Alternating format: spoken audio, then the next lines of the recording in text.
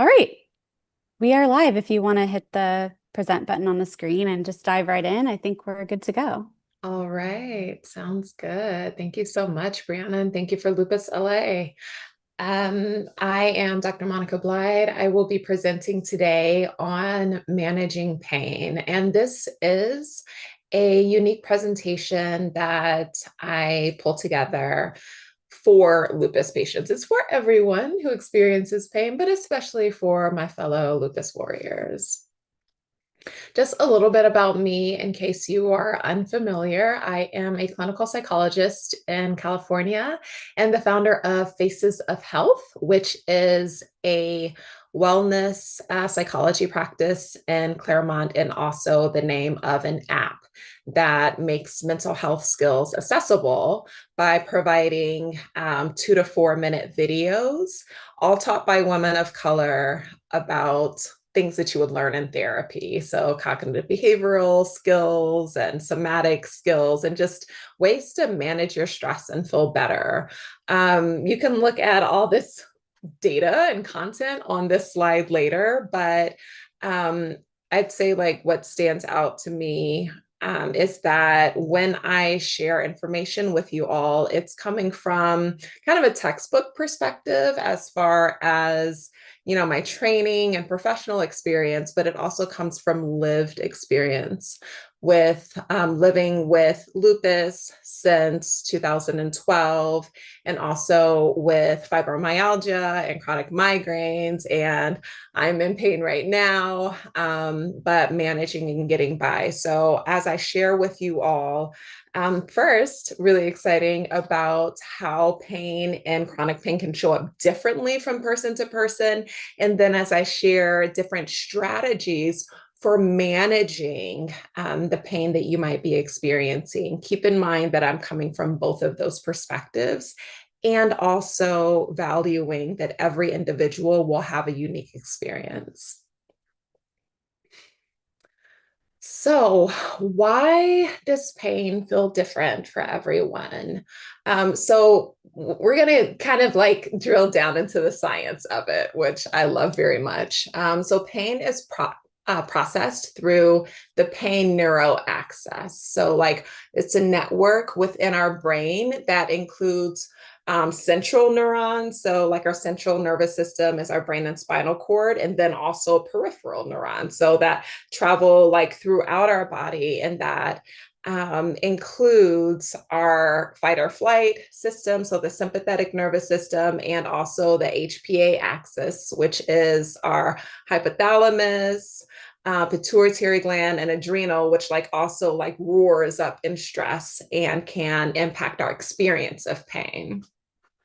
Emotional factors, genetic factors, what's going on around us in our environment can all impact how we perceive pain. So there can be the same injury to two separate people. So, say if both get punched in the arm, for example, one person might experience that pain really acutely and severely, and then chronically still have like really severe bruising and just aching for, days afterwards. And then the other person with the same injury, same impact, might feel that very differently. And maybe it's milder. And there are a number of different factors that go into how a person is going to experience pain once it is a reality within the body. So signals travel from whatever that injury is. So I just use punch in the arm as an example, but this can also be injury from motor vehicle accidents or the way that lupus impacts our body. But those signals are travel from the injury to the spinal cord in the brain, where the brain interprets it and tries to make sense of it. Now, keep in mind that like Acute pain is there to like protect us. Like when an individual puts their hand on the stove, it's a burn. And so like immediately we pull our hand off the stove. That this is a protective mechanism so that we don't continue to burn and damage or injure our skin. So this is a good thing. However, chronic pain may continue even after the initial injury based on dysfunction in our nervous system. So let's just talk about the brainstem's role in pain signaling. So you see some images here, and we'll talk about this, the medullary dorsal horn. But when I talk about the brainstem, if you can look at my brain model here, we are back here. So, cortex, limbic system, cerebellum, brainstem, and this also connects to the spinal cord. So what we're focusing on is projection neurons that are here. Hopefully you guys can see my highlight in the medullary dorsal horn. And this is a key brainstem relay station. The neurons send pain signals to the peribrachial nucleus. And what it does is it links pain with emotion and motivation. During acute pain, these neurons kind of calm down or like reduce the excitability. So it's like a volume control. So you've put your hand on the stove, you feel that pain, you move your hand, and then the neurons kind of calm down, like, okay, the immediate danger is no longer present. So what happens is that the nervous system will self-regulate so that it doesn't overload an individual with those pain signals. However, well, we're not to the however yet. Let me tell you a little bit more of the science of what happens. There's also an IA current, also known as the potassium A current. That is something that helps with reducing the excitability or helping the volume control where those neurons aren't constantly firing from the injury to the brain, sending those signals. So it kind of like acts as a brake, making it harder again for the pain signals to keep firing. So again, reducing the excitability, calming down that whole system.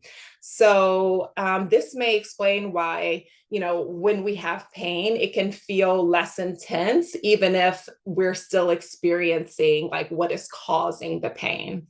So again, this is a protective mechanism. Now we get to the however. What happens when this pain brake fails? In chronic pain models, and this is newer research just published this year with Zelinsky and colleagues, these projection neurons in the medullary dorsal horn remain excitable. So that pain brake fails, basically. It hasn't activated. So instead of like inhibiting and kind of calming down, things keep firing.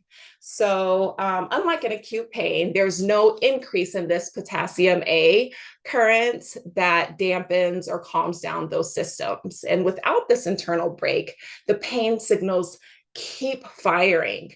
And this can continue even after the injury has healed.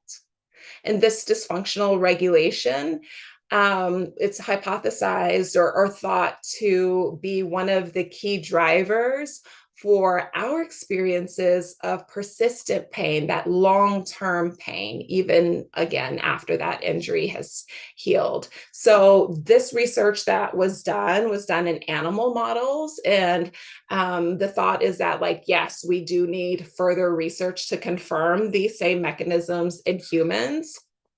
And once that happens, we will be able to, or scientists will be able to then start to engage in more personalized medicine to help us specifically with those potassium A channels and other mechanisms to dampen those systems so that we don't um, um, transfer from acute pain into chronic, long-term, and persistent pain.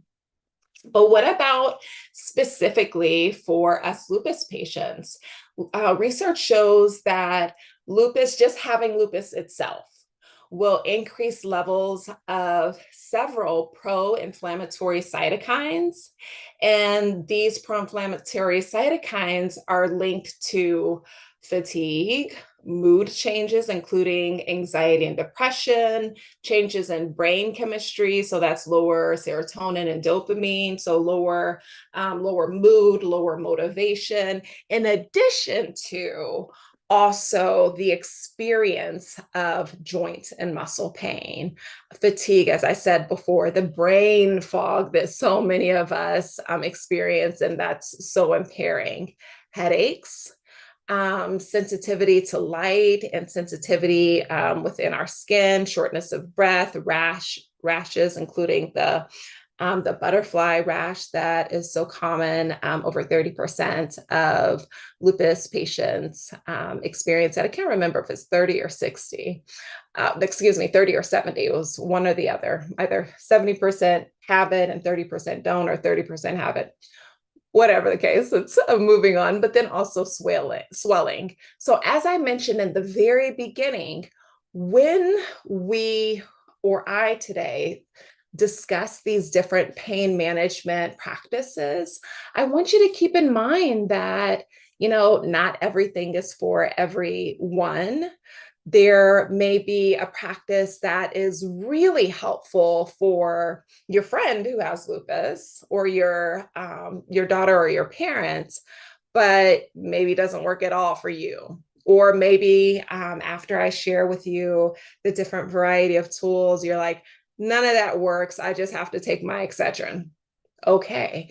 What the goal is to introduce you or remind you about a variety of different strategies that may help you, or that you can share with someone else that will help them in their journey.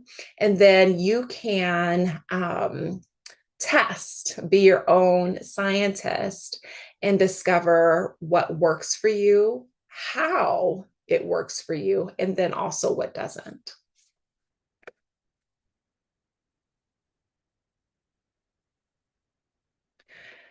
So let's talk about mind-body strategy. So as a psychologist, we have to start here because this is the work that we do day in and day out in helping individuals to recognize that when we experience pain, and doctors will say like, oh, it's all in your head. Like, yeah, it is all in my head because like I explained before, like the potassium A, channel isn't reducing the excitability. That's why I'm experiencing more chronic pain. And also I have more pro-inflammatory cytokines. And so like, yes, it's happening in my head, meaning in my brain.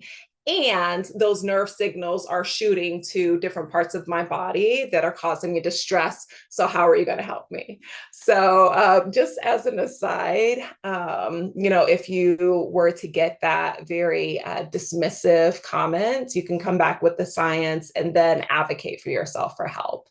What else can you do? Because what we think will impact our perception or our personal experiences with pain. So shifting how we think about our pain, and I'll talk about that in a couple slides, but then also doing things that help our bodies, and in relation, our nervous systems to calm down so that those pain nerve cells or neurons aren't constantly firing and activating. That can include mindfulness meditation. MBSR is mindfulness-based stress reduction. It's a specific like 12-week class where you can learn specific strategies like, breathing and directing your thoughts to the here and now and being more grounded, that research has shown can help lower stress hormones like cortisol and adrenaline and decrease the intensity of the pain. For a lot of these strategies, it's not going to delete the pain. It's not going to completely eradicate or erase the pain. As I mentioned at the beginning, I'm sitting here in pain now as we speak. However, using these strategies, it's not so unbearable that I can't still show up and live a life that is aligned with my values. And that's my want for you as well. Guided imagery. What is that? That's when we imagine in our mind's eye something that is pleasurable or delightful. It could be like this individual sitting in nature in the forest, and you can be doing it like in your bed. It doesn't have to be like going to a forest. If you can, and you can get your feet in the soil, even better. But if you can't, guided imagery can take you there. Or maybe a beach with soft sand and low UV exposure with the sun. Something like that. Just imagining it, and what it does is it taps into the brain's sensory network. So I'm kind of pointing up here with the somatosensory areas, but that helps to support, it supports our shifting our attention away from the pain. Sometimes we just need to focus on something different. So distraction strategies, or mindfulness, kind of being here in this moment, temporarily are helpful. Do I recommend dissociating and like not living in reality? Absolutely not. But we have to have a balance where we aren't tormented because we're constantly just focusing on what is going wrong or what is not right. Acceptance and commitment therapy. So this is basically aligning our decision points with what are my values, what are my goals, and when I make this choice, when I make this decision, is it going to bring me closer and aligned with those values, or is it pulling me away? So if my value is to, for example, um, live more pain-free, on the days when I personally choose not to stretch, is that pulling me away from that value and goal, or is it pushing me towards? It's going to be pulling me away. Some days it's just like I don't have it, and that was the case true for me for the past 2 or 3 weeks, if we're honest. However, today was different, where I did get up and stretch and move my body, and it felt uncomfortable because my muscles were like, "What are you doing? We're not used to this." But it also felt really good and prepared me to have the energy to be able to show up for you all today and share this information.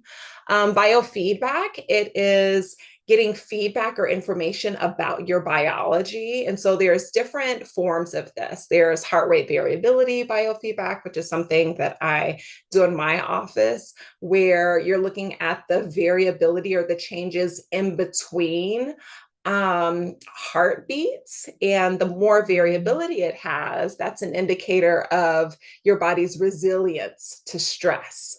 And so what you're doing is like deep breathing exercises, or like hand on heart, and like as you're inhaling, you're focusing on like that breath, like actually going to your heart center, giving you the energy and the peacefulness that you need. And as you exhale, you just kind of like, let that shit go, right?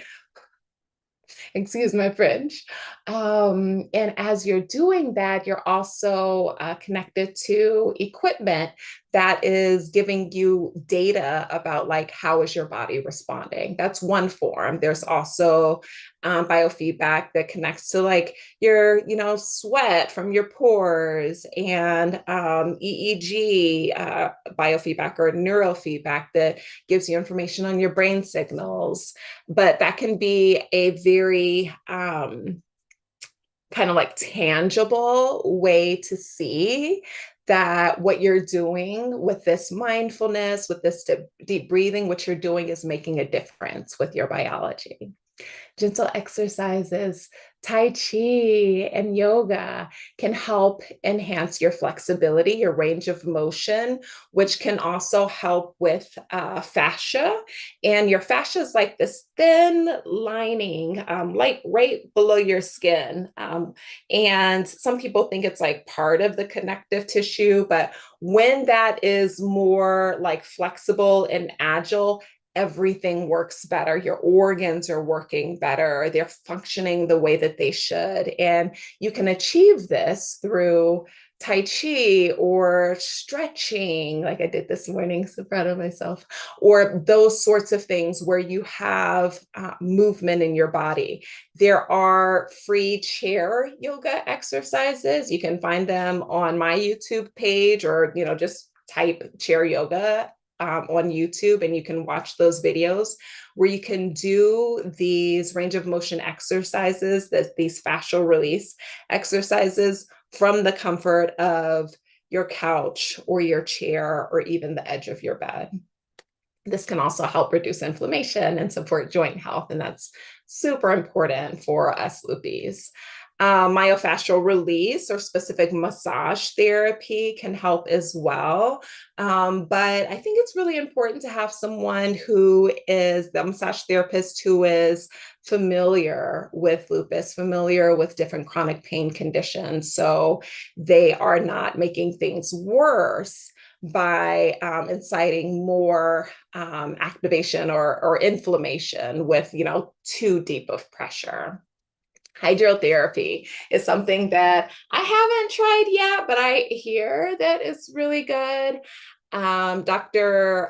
Mark Hyman talks a lot about it in his books as well, about like, one of the therapies that helps with our longevity. So we can be folks who live past 100, but like living well, not, crippled over and in pain and more sick than we would want to be, but actually living long and living well. This is one of the things that he recommends. So warm water immersion supports reduced joint load, increased relaxation. Some people will just do this with like aqua therapy. So doing their stretching while they're in a swimming pool.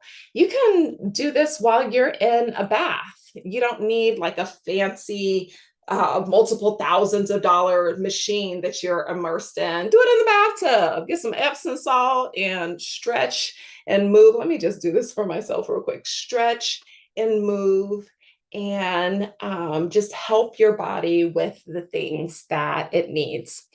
Also, and it's not on this slide, but cold water therapy can also help to lower levels of inflammation. And it's really interesting that cold water, say if you immerse yourself in like a cold water dip, or even just like putting your hands within like a bowl of ice water, as your body adjusts to that cold and regulates, what happens is that activates your, not activates, but engages your vagus nerve. And that vagus nerve stimulation helps with our body's part of the peripheral nervous system, our body's relaxation system.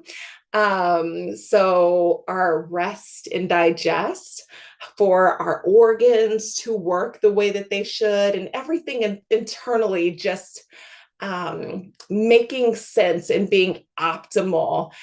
something like cold water therapy can help with this. So look up polyvagal theory, look up like vagus nerve stimulation or vagus nerve engagement, and you'll see some of the research behind that. It's super exciting. It's like very simple things that we can do in everyday life.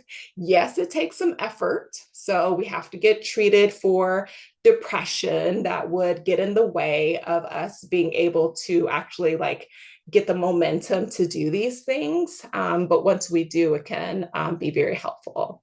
Dry needling or acupuncture can help reduce chronic pain. And acupuncture is often something that is covered by insurance. Usually, massage therapy is not, unless you have a great physical therapist that will include that. But acupuncture typically is. And it's something to keep in mind that if you have caffeine within, I think, 4 hours before or after the acupuncture, it can block the positive effects of it. So just keep that in mind if you're using this as a complementary therapy. What else can we do? Pacing. I try to tell my husband this all the time. He's still working on it. But we have good days and bad days as lupus warriors, as people who have chronic pain. And it is so tempting when we have a good day, like, okay, I finally have the energy to like get up and do things. Let me do all the things because I don't know when I'm going to have another day like this. Unfortunately, that activity can be very counterproductive because then we overdo it. And what happens is that our bodies are like, oh, okay, like that's what we're doing. Like, we're not used to any activity. And now you're going like 110%. And then or a person is like laid on their back for the next 3 or 4 days or even longer. If instead we were to pace ourselves saying like, okay, I have the energy, I want to do all the things, but I'm just going to do these things, then perhaps the next day you do have energy to do the next thing. Or maybe it's not the next day, maybe it's the day after that. But what we want to do is set up a practice of activity level in our lifestyle that will be sustainable. Whatever we're doing, we don't want it like kind of a fat diet where we start it and then we drop it and then never do it again and then end up worse than we were before we started. We want to implement small changes at a time, feel the success of that, and make it be sustainable. Also, like getting better sleep. When our sleep is disrupted, it makes everything worse.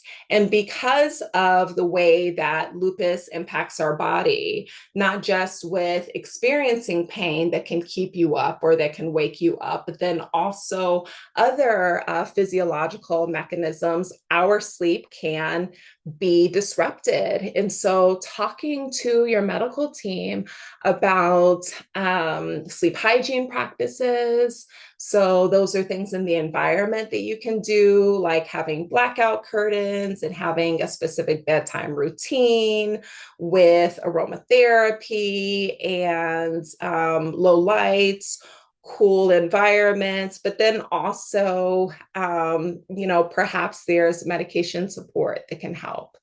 But thinking about those things, being careful, or I'd say mindful about how we feed ourselves with the appropriate nutrition and supplements, and also like just drink your water. Some people don't like the taste of water. There's sparkling water that is, sugar free and also no fake sugars as well. There are brands, and I'm not sponsored by anybody, so I'm not going to name anything specifically, but there are brands that have that where it's just like the fruit essence. So it doesn't taste like plain water, but it is something that you might want to drink. And it also doesn't have the harmful sugars that are inflammatory. What else? Community. Who are your people? Who are the safe people that you can trust and talk to and lean on for guidance, for support, for kind of just an ear to be like, today is a high pain day. Today is a low spoons day, and feel comfortable and safe to do that. I recognize that not everyone has that in their lives. So, finding through your insurance, a therapist who can be that person. And also looking at your medical team. There is a different YouTube on medical self advocacy, just in case you've had bad experiences with medical gaslighting and folks who are on your medical team but aren't for you, who dismiss your concerns. We got to handle that. There's patient advocates and there's other resources for you. But ideally, you have folks who are on your team and who are doing testing to try to uncover the reasons why you're experiencing this chronic pain. So maybe there are higher levels of inflammation in your body. Maybe there is, kind of an overabundance of C-reactive protein right now, or whatever else might be going on. They can identify that and then give you some support solutions, including medications. I'm not anti-medications. I take so many. It takes like 3 handfuls so that I don't like gag.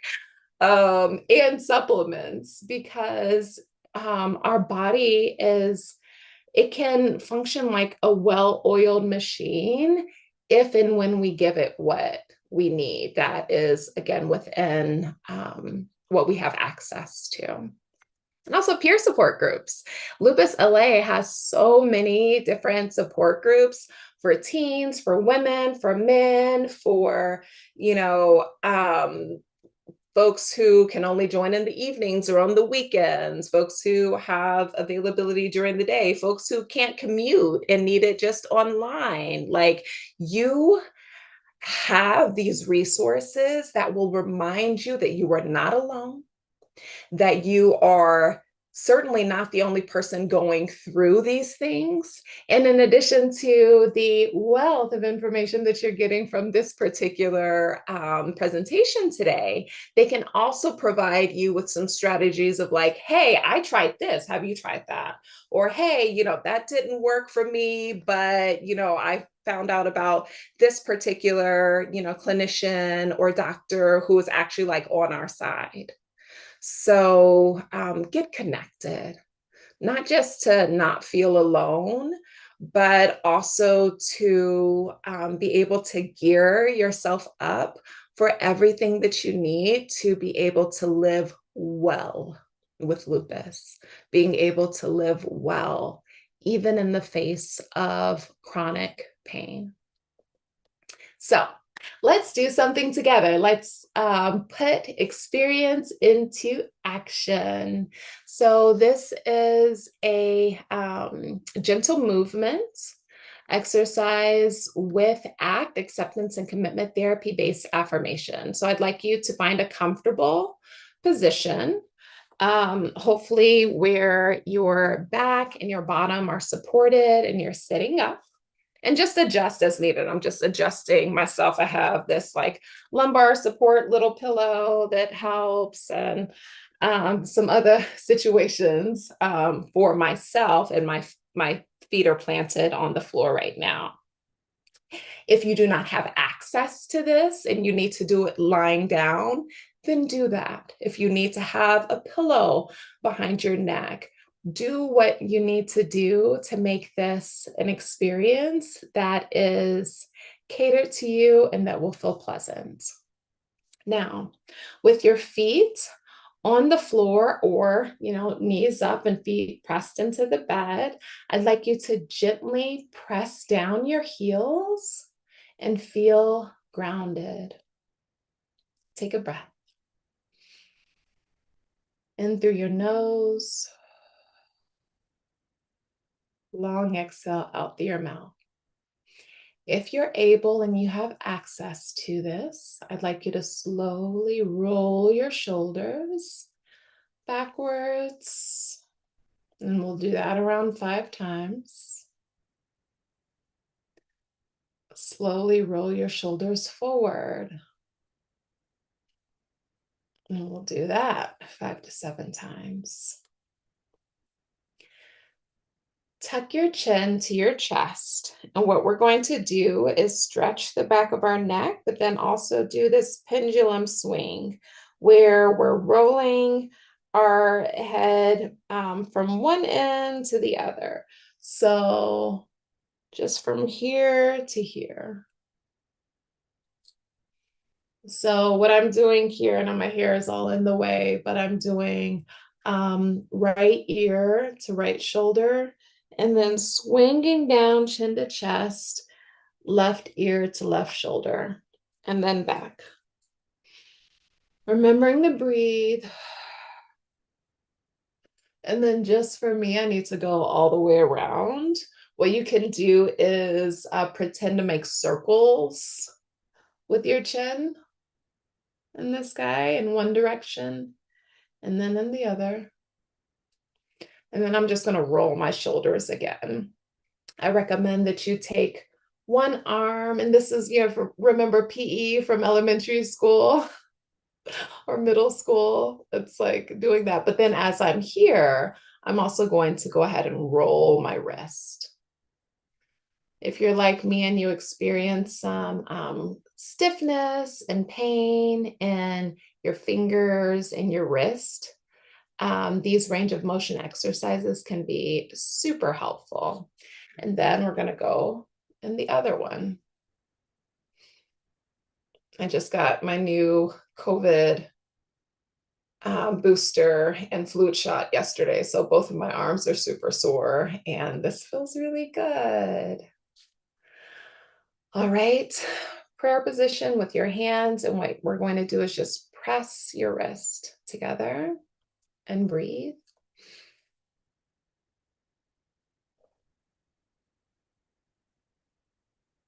Now, this next exercise is going to feel and sound a little funky, but just trust me, it's really helpful. It's called progressive muscle relaxation, where what we're actually going to do is tighten up and clench our muscles on purpose and then release them and breathe so that whatever tension that we're experiencing gets a little bit lighter, feels a little bit more relaxed and at ease.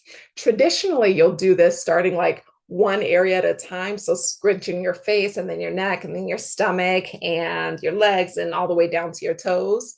But for the sake of time, we're just going to do it all together, okay? So what I'd like you to do is squeeze everything up like your little turtle trying to hide from a big hawk that's trying to eat you. Squeeze up, hold that as tight as you can. If it feels comfortable, no pain, for a count of 1, 2, 3, and then release.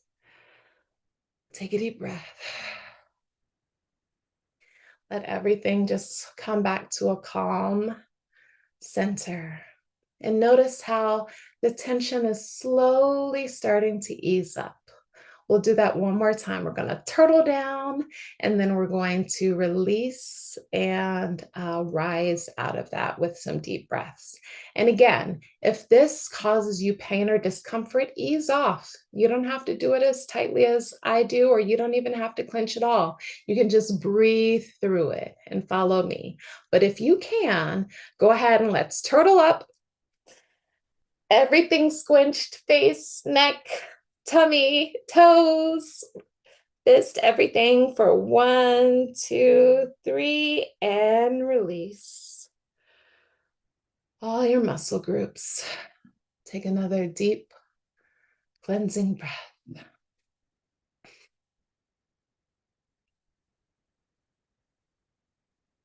Now I'd like you to place one hand on your heart and maybe place another, your second hand on an area in your body that is experiencing some tension, tightness, or pain right now. So I'll just move mine back towards my neck, typically neck, shoulder, lower back, but I'll put it here for now. And just breathe.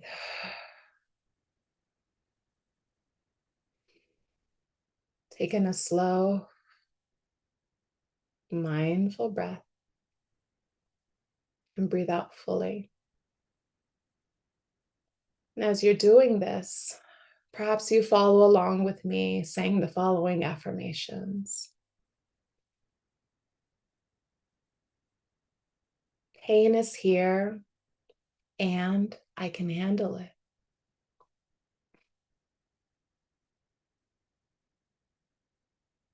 Pain is here and I can handle it.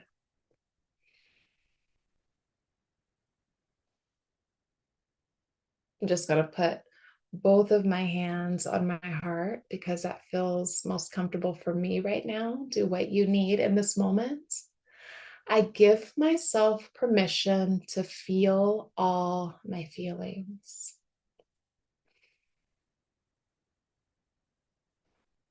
It is okay to feel this way. One more time.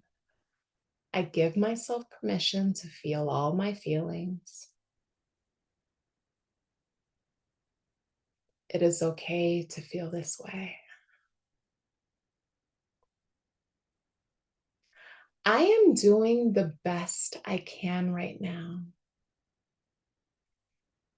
When that self-critical thought comes up of like, no, you're not, you could be doing more. Silence, turn the volume down, and say that my best may look different every day, and that's okay.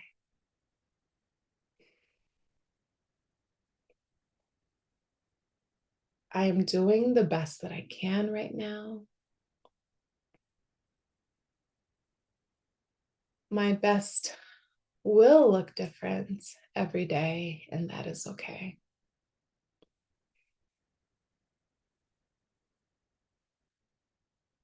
I am worthy. And for this one, I'm actually going to hold my head because I want this to like get into my mind, get into my brain. I am worthy of compassion and care. I'm worthy of compassion and care. I'm going through a lot. Today, I choose to bathe myself in grace.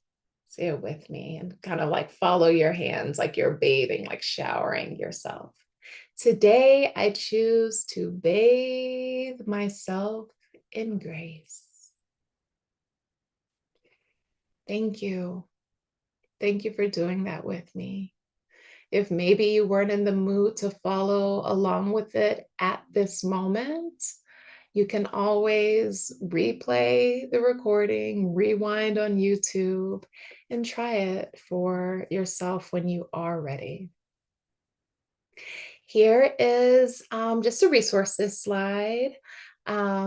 I invite you to check out the Faces of Health app. It has just been revamped and relaunched for both the Google Play Store for all Android phones and also on Apple iOS, so for iPhones as well.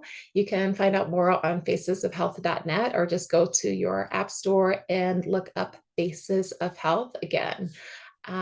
Free mental health skills training videos, stress reduction videos, lots of resources here on the resources page of my website. I also have a couple online courses, and just for folks who are watching and my fellow lupus warriors, there is a 90% discount code for those courses. One is on stress management, one is on adult ADHD and autism and executive functioning skills training, Lupus LA-2025.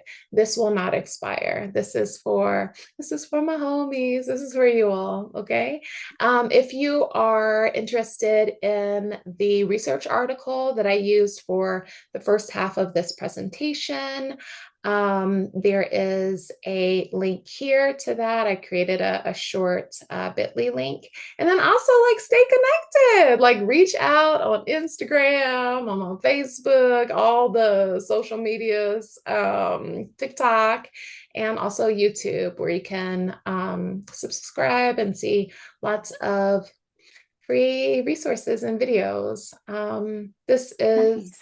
a passion for me. It's something that's really important. And so I really appreciate you all for tuning in and for just showing up for yourself today.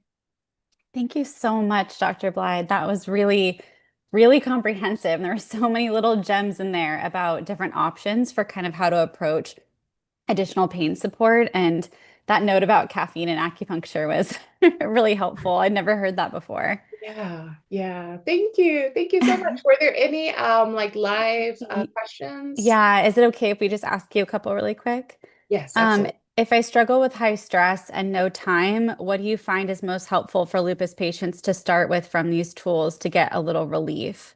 That is such a good question. Such a good question. Because sometimes the stress in our life is unavoidable. Like it's outside of ourselves. Like we may have a family member who we're caretaking for who's really ill, and we ourselves, we're trying to manage our health. There's just, I mean, and then like just living in the US right now, it's pretty stressful.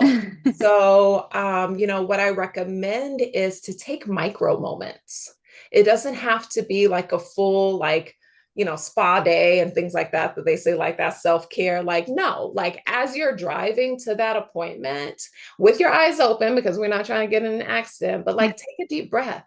Breathe in for a count of 4, breathe out for a count of 8, and just do that. Because too often when we are under stress, a few things happen. One, our breath gets real shallow. But then also, what happens within our brains when we're stressed is that the blood flow slows down to this front part of our brain, the part of our brain that's responsible for emotion regulation, rational thinking, problem solving, that frontal lobe. And it's all concentrated here in our emotion center. And that's good temporarily to help us like survive, Mhm. fight, flight, freeze. However, we need access to this. And the way that we get that is by practicing these tools in micro moments every day. Take some deep breaths. Like, lock that door. You got kids, lock the door while you take your bath. Like get that time, ask for help, ask for support, even if it's just an hour. Doing that as often as you can, and just knowing that, like, this is self preservation so that you can be able to show up and give in all the ways that you do. Love that. That was a really, really helpful way to think of that because I know that, we all tend to think that we don't have time and micro moments are definitely doable. Yeah. The next question is, do you have any advice on how to plan to pace when your energy levels get really unpredictable? Ooh, that is a really good question. So, earlier on in my private practice, I had recorded this video about activity pacing. Hmm. And so this was like 5 years ago, and I think it's still so relevant every day today. So, basically, what the advice is write a list of everything that you need to do. So, I need to, like, you know, start the laundry, fold the laundry, like, and just do it like in the smaller components, because that helps with our executive functioning when we have like, just like kitchen or laundry, like it can become overwhelming for our brains, and then we shut down and retreat. So like the little bitty steps for each individual thing that you need to do, and everything that you've written down as your to-do list for today, cut that in half, because most of us, and I think there needs to be research done about how many lupus warriors are type A personalities. I think For it's like sure. all of us are kind of like, on the genes, that's Definitely. like doing way too much and being all recovering perfectionists. But cut that list in half. And what's left is your to-do list for the week. And what you have left, you prioritize. What has to be done, what is most important, and you start from there. Sometimes when we are low energy or low motivation, remember those pro-inflammatory cytokines can cause anxiety and depression in us lupus warriors. It's hard to get started. And so Mhm. find what works for you, kind of again, being the scientist of your own life, seeing if eating the frog, which is a suggestion of like getting the hardest thing done first, see if that's helpful for you to kind of like get your momentum going. Or is it like doing the simplest thing? Like, okay, I'm just going to get up for like 2 minutes and, wipe the counter off, and then like, oh, actually I'm started now, like I'll just keep going, like now that I've started, because that initiating, that getting started can be the hardest part for a lot of folks, especially if you're neurodivergent plus autoimmune disease. Sure. So keeping that in mind, and also as you're thinking about like either doing the easiest thing or the hardest thing, also think about like what are the optimal times for your energy, because Mm. some people it's like, for me it's around like 10 a.m., like my 10 a.m. clients, they get the best of me. You don't want to see me at 8. I'm still working on things, right? But then also like 4 p.m. it's like dun, dun, dun, powering down. It's So very like real. right? So like knowing like what your like optimal energy thresholds or times are, is important. And learn thyself. Keep notes of when you need to do things. And then once you have that, you're planning your list in advance, cutting it in half, and then prioritizing. Wow, that was really, really helpful. And you mentioned earlier, Dr. Blied, that talk that you gave with us about medical advocacy and how to make sure that you kind of protect your mental health and your physical lupus journey by working with the doctors that you trust and that are working with you. And I'll link to that chat. I mean that talk in the comments so that anyone that wants to take a look at it can, because obviously investigating, the root cause of your pain and having that parallel path going to discover if there's, treatment for your pain, causes of your pain is important, but managing your pain and taking care of that is also really important. So thank you for mentioning that, and we'll put that in the comments as well. Thank you. Thank you so much for your time, Dr. Blyde. It was great to have you on. That was the end of the questions. Hmm. All right. Well, thanks, guys.